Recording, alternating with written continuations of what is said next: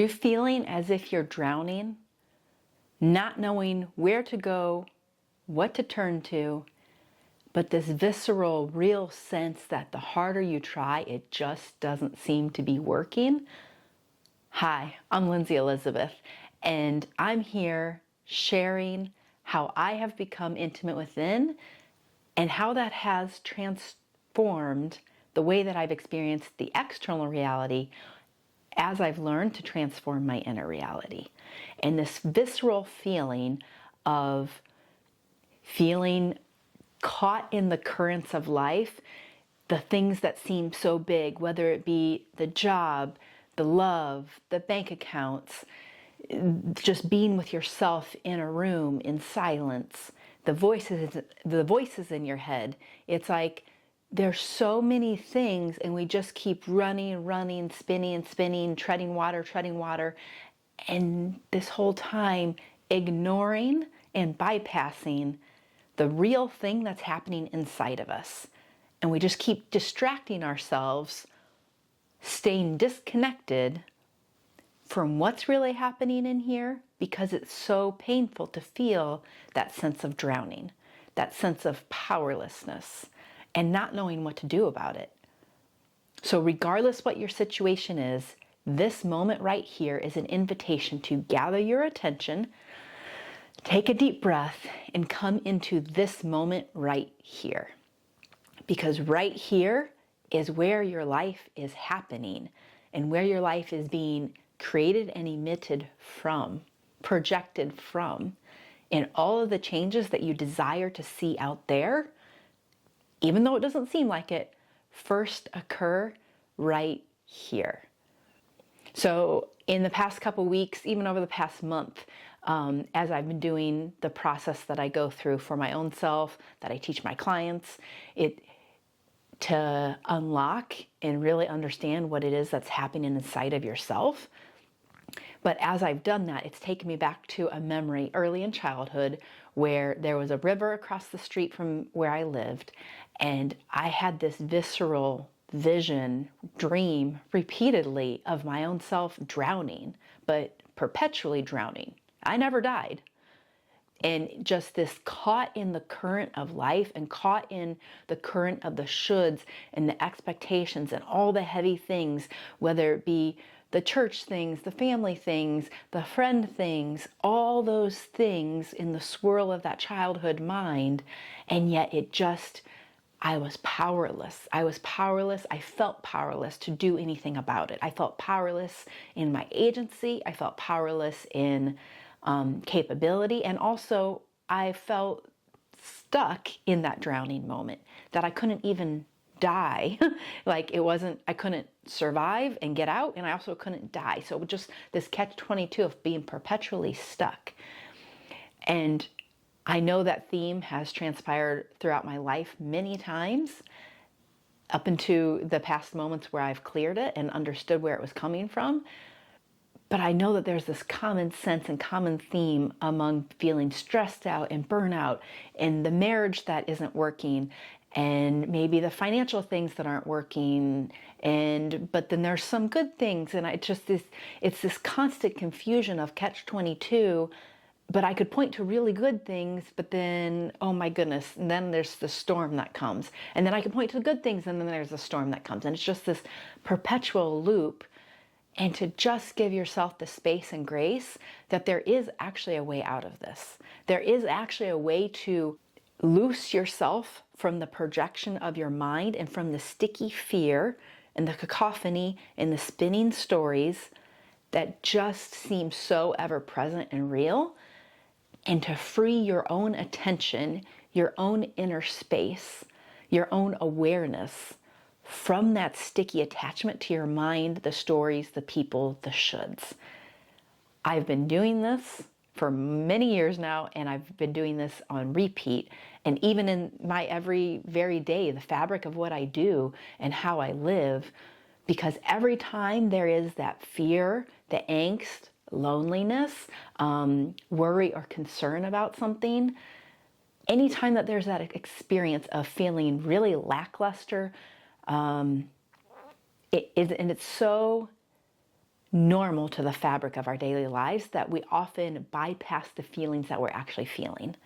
So this video is not going to be to serve to walk you through the entire process, because you can't get to and through the process if you don't even understand how it is that you're experiencing life right now. So this is really to serve your awareness, to serve the awareness of shoving the feelings away, the feelings of, I don't want to feel like that, so I'm going to override it. I'm going to keep doing these things, do this thing, keep my mind busy, keep myself busy, use my energy, feel depleted, but then to realize you continually are butting up against something, this wall of your own emotions, this wall of your own experience, your own self-doubt, your own feeling powerlessness. And a lot of these feelings are not even going to have a mental label to them, because you likely don't have that level of awareness yet. You may, depending on the level of work that you've been doing in this arena. But so many times we don't even have a name for that feeling because we haven't allowed ourselves to feel. And that feeling, initially, all the way back to the childhood experience, it breaks the heart of the child in such a way that it then gets shoved down. Literally, think about constipation. It literally gets shoved down and repressed inside of you. And as it gets shoved down and repressed, that which is repressed is then going to be projected. So as it's repressed, that feeling, for example, me in that river, which was in my dream, in my mind, never actually occurred. I actually have been a very good swimmer ever since I was very small. But it's to start to realize I felt powerless, completely powerless, and stuck, perpetually stuck. And so then what's going to happen is that's going to then get projected. It's going to get projected in such a way that the only thing possible to be experienced out here then is somehow a sense of powerlessness, a sense of being stuck, of swirling, of that continual loop of cacophony, of that mistruth and that lie that I'm powerless, and that never was true. Now, when I say I'm powerless, I don't mean man up, woman up, use your strength, go brute force, do some things, make the phone calls, make sure you get this done, send the 100 emails. That's not what I'm talking about.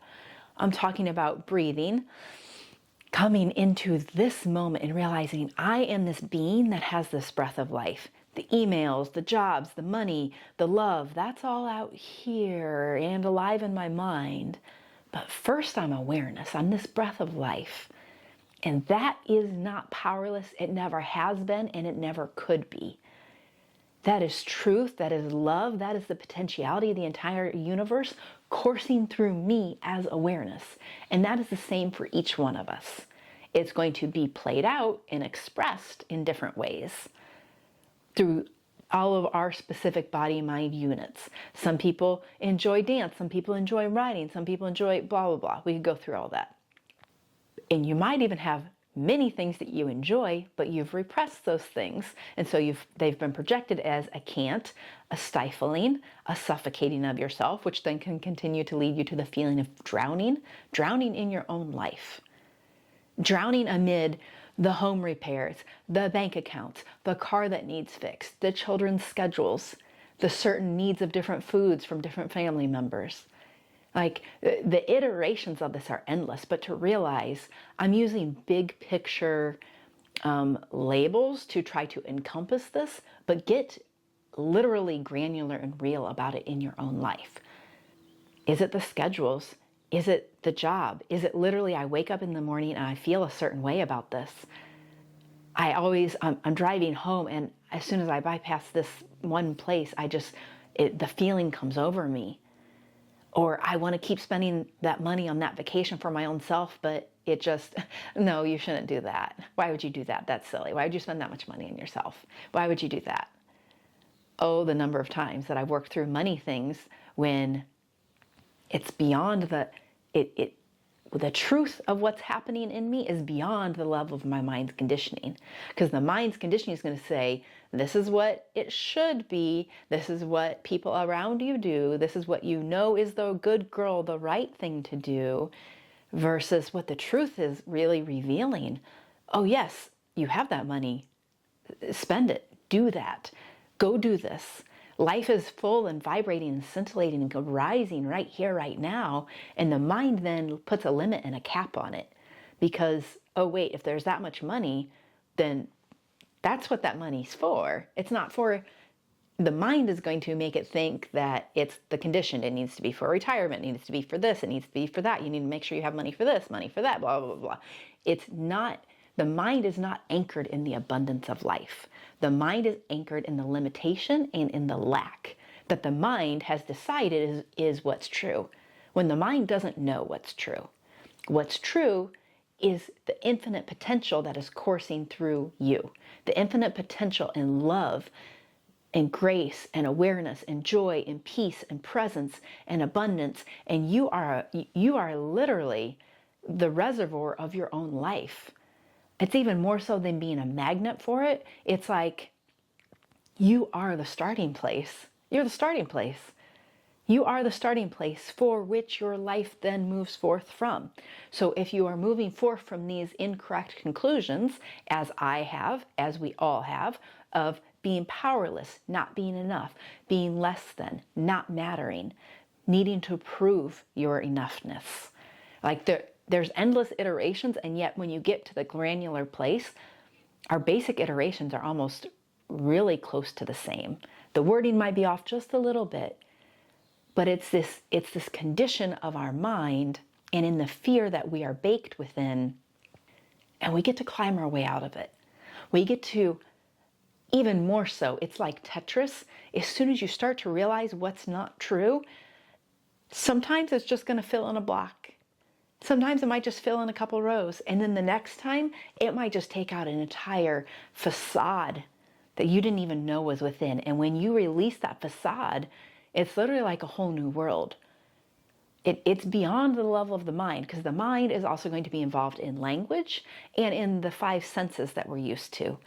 Well, you have a sense that is far greater beyond any of the five senses. It is your intuition, your knowing, your awareness, your observation of this world that you're in, but first being the observer.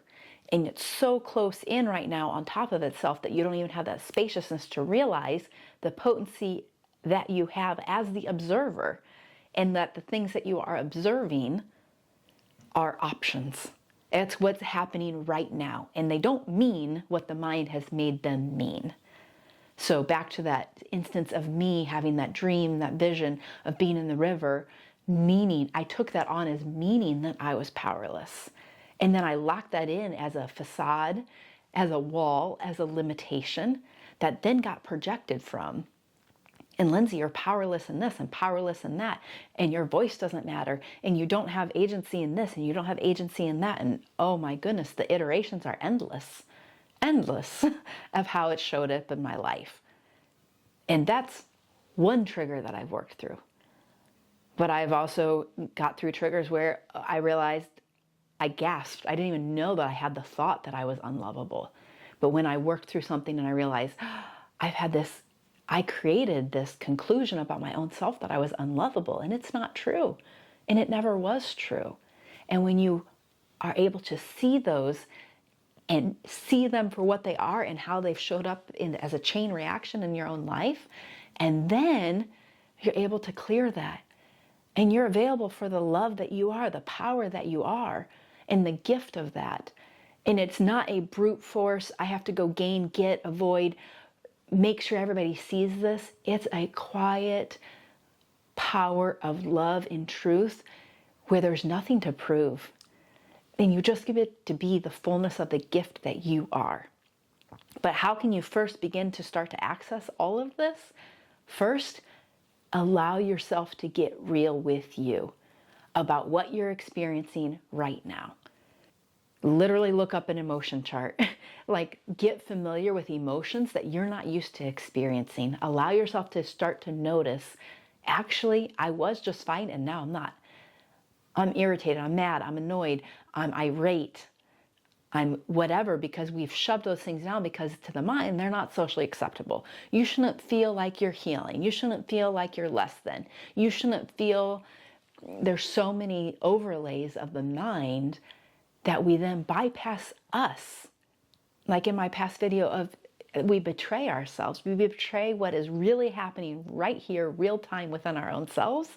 And then we leave ourselves and we try to find the answer out there in the sex, in the money, in the love, in the events, in the places, in the opportunities, in the bigness, in the social media posts, in the responses, the iteration, in the families, in the religions. The iterations are endless, but to realize that's all out here. And first, what's true is I am consciousness and I am awareness. And I no longer have to feel as if I'm drowning in my own life. But first, I'm going to be real with the fact that I actually do feel like I'm drowning in my own life, that I actually do feel powerless, that I actually am scared, that I actually am feeling terror. It's to graciously bring your attention back here to you, become your own best friend as you become intimate within, and realize, what am I feeling right here? Not what do they say I should be feeling? Oh wait, but that would be a voice in my head, and I can start to see that voice a little bit. Might just be a little bit. I might just be able to have the recognition that I have a voice and a thought, and that thought's not me. That thought's not me. So just these little bits of recognition eventually just start to give spaciousness, and that spaciousness means everything. That spaciousness is you. That spaciousness is you getting and knowing the truth of who you are as awareness, and that these things, objects, people, thoughts, emotions, systems, events, religions, that's all things out here. But they're out here because they're being projected from what we deem inadequate and insufficient and powerless and unlovable within our own selves. So though it doesn't seem like it, when you clear up what's in here, it clears up the out there. So if you feel drowning in your own life, spinning, searching, trying to fix the marriage, fix the money, fix the friendship, fix the children, fix yourself so that you can fix all the other things, be perfect enough, be good enough, be right enough, doubt them, doubt yourself, it's like, whoa, if you would come back here and realize all of your power is right here. This is a remembrance. This is a coming home. We're not creating or doing something that hasn't been. In fact, what we're doing is discreating the lies that have been in place so that you have access to remembering you, access to remembering the truth of who you are. And in that, you are going to have expansion, joy, peace, presence, clarity. And if you're feeling anything so far removed from that, it's going to seem like, okay, really? Okay, it really seems like if I do some inner work, it's really going to shift all of this, actually. Yeah. And I'm here to say it doesn't make sense. I cannot explain it to you from the level of your mind, that your mind is like, yeah, I'm in on that. The mind doesn't want peace. The mind doesn't want presence. The mind wants continued control and continued chaos. The mind wants to maintain its power as the dictator of your life. And what is true is that you are presence, you are awareness, you are love, you are truth. And you have an inner knowing and an inner guidance that is far beyond anything the mind can ever give you. And when you access that, the peace, presence, clarity, love, joy, knowing in your own next steps that just arise from that place, it's incomprehensible. It's unmeasurable, but you can feel it. You can feel the alignment, you can feel the deliciousness of your own soul, of your own being, of your own essence. And it's just like the Aladdin song, a whole new world, a new fantastic point of view. And you don't feel that limitation of people telling you no and where to go and say you're only dreaming. It just shifts in a radical way, but radical meaning back to the source. The radius, coming back to the source, back to the truth of who you are. The game isn't out there, the game is in here. And as long as you keep your attention out there, you're going to keep feeling like you're drowning. If you would like a resource, comment below Intimacy Within Checklist, and I will send that your way. It is a tool that you can use to just simply begin to start to see the things that might be in play in your own life, to just help you start naming them, to get over the hump. Then you'll be on my email list and you'll stay in contact in that way and with whatever new offerings, arisings, whatever that I have. But just know that for your own self, to start naming the truth of what is true for you right here, right now, because aligning with truth, aligning with truth, aligning with truth will change your life. Okay, big love, beautiful soul. Talk soon.